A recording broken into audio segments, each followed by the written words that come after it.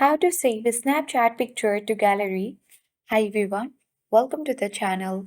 This is Rose and I'm here to guide you on how to save a Snapchat picture to gallery. Watch the video till the end and without further ado, let's dive right into the video. Launch a Snapchat app on your device. Log into your account. Now tap on the profile icon at bottom top left corner of the screen and then head to the gear icon at top right corner of the screen. Scroll down and locate option of memories which is under privacy control section and tap save button.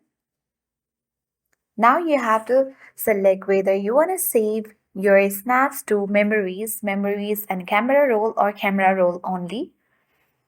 After that, in order to save a Snapchat picture to gallery, simply you have to select memories and camera roll.